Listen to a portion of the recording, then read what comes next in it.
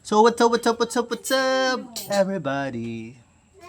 So meron akong, simulan natin ang ating kwentuhan, chikahan. So may kwento lang ako. Yung 1-year-old kong anak ay nakatayo sa aming pinto. Yung pinto namin may dalawang 2 feet na taas na harang. Andun lang siya.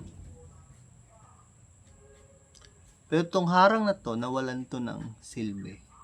Okay, nawalan to ng silbi.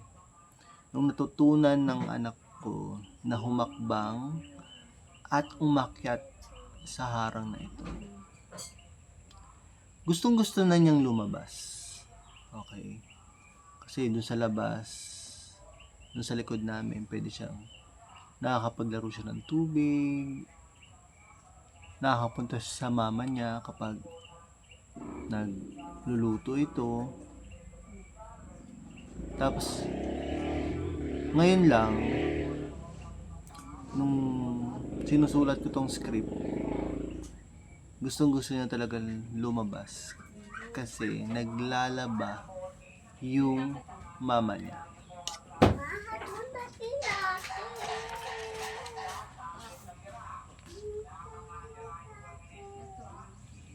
Ang nagpapastay lang sa kanya is yung salita kong no baby. No baby. Nung una, umiiyak pa siya. Okay. Pero umiiyak siya. Ini-extend niya yung kamay niya sa mama niya na parang inaabot niya. Pero kalaunan, napapansin na ng asawa ko na nakakapagtrabaho na siya dun sa likod. Nakakapag-urong na siya, nakakapaglaban na siya. Tapos sabi niya sa akin, kapag ikaw yung nagsasabi dyan, nag-i-stay talaga yan dyan. Ayun. Diba?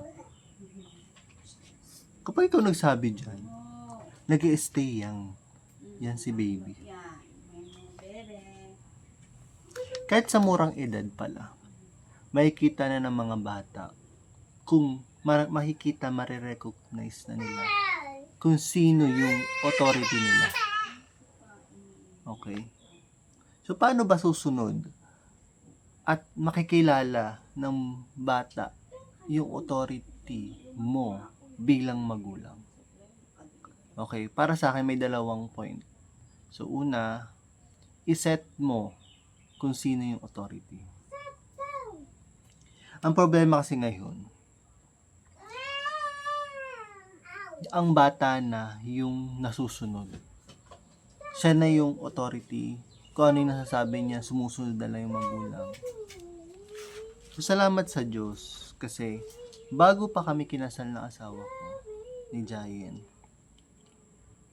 naset na sa akin sa isipan ko na ako na yung magiging authority.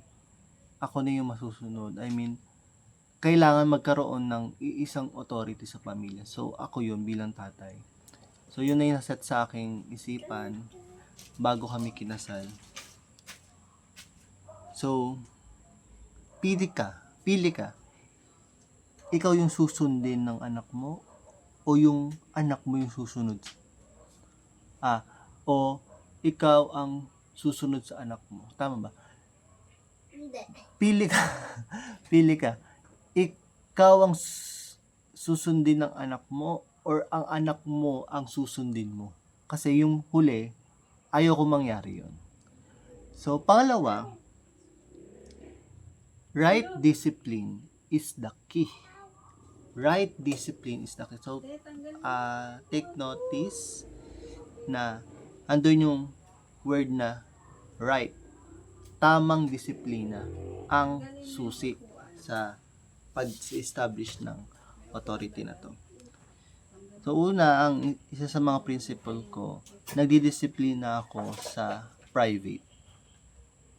Sa kwarto. Bakit sa kwarto? Bakit sa private? Kasi ayaw kong mapahiya yung anak ko kapag dinidisiplina ko sila. Kasi, ano yun, masakit yun, umiiyak sila, syempre ayoko naman mapahiya sila sa ibang tao. Kahit na sa kamag-anak mo siya disiplinahin, wag na wag mo siyang didisiplinahin sa harap ng ibang mga tao. Okay? So, second is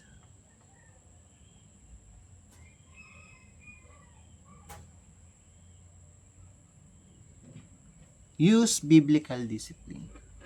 So, ang principle ko naman dito, ayaw kong mapahamak yung anak ko bagkus matuwid yung buhay nila. Okay? Kasi kung hahayaan lang natin na hindi sila madisiplina, hahayaan natin hindi sila masaktan through discipline, mas malaki yung consequence na mararanasan nila throughout the life, through life. At subok na subok ko yan sa pamilya ko, kahit sa aking magulang, kahit sa mga kapatid ko na nung nakaraang Bible study lang namin, nagpapasalamat sila na salamat dinisiplina kami ng magulang namin na kahit mahirap during that time, kahit ayaw namin, nagbunga yung disiplina nila mama. Hindi kami napabarkada, napariwara. So, yun yung isa sa mga benefits. At ito naman yun. Ibang usapan naman yung nangyari sa isa kong anak na si Samty. Ibang usapan. Kasi late ko nang na-establish yung authority ko sa kanya. May existing ng authority nung dumating ako. Then, hindi sinuportahan ng lola niya yung biblical discipline. So, yun yung dalawa talagang binali ng lola niya sa aking pagkatatay. So, hindi niya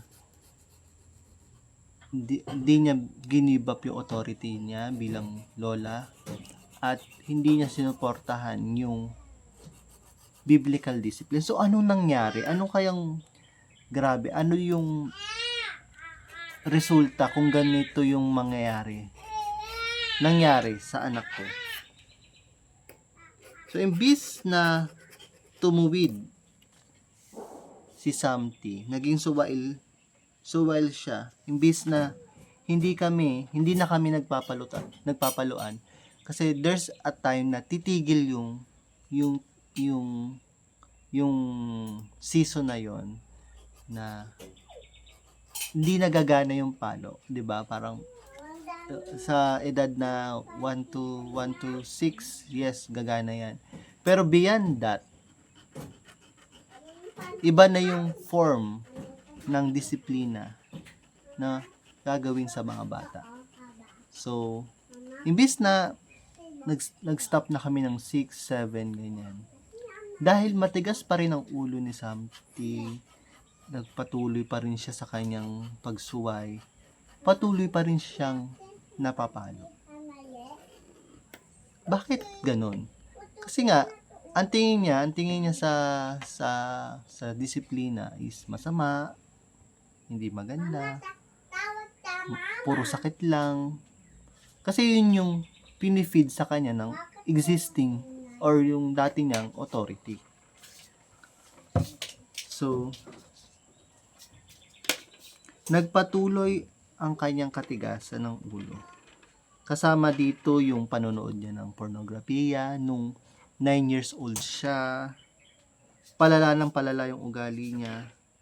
At ganun din yung disiplina. Tuluyan ng tumigas ang ulo niya dahil sa dalawang bagay na hinadlangan ng lola niya. Ito yung authority ko at yung biblical discipline. At time na malapit na siyang mag-birthday, 11 years old na siya, ay ito na yung ultimate manifestation ng katigas ng ulo niya. Siya ay umalis nang hindi nagpapaalam. alam nyo na kung saan siya pumunta.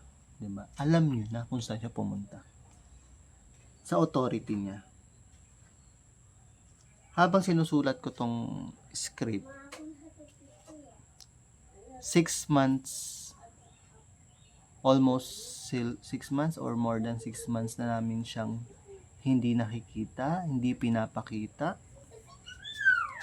At hindi lang ito yung unang beses na nangyari ito. Hindi lang ito yung unang beses. Kundi, same lola, same apo. Pero, magkaibang mga magulang at at mga ulitin ko. Same lola, same apo, pero ibang mga tao na nangulila sa anak at apo nila. So kung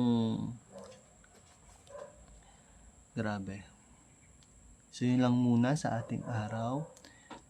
Right discipline, authority, setting authority, at kung wala ito, sobrang grabe yung mangyayari. Tragic. Wala na akong panganay ngayon. So, di ko alam, pinagpipray na lang namin si Samty. And eventually si God yung makilala niya si God. At umayos yung buhay niya, si God na lang yung magdisiplina sa kanya. So, yun lang po.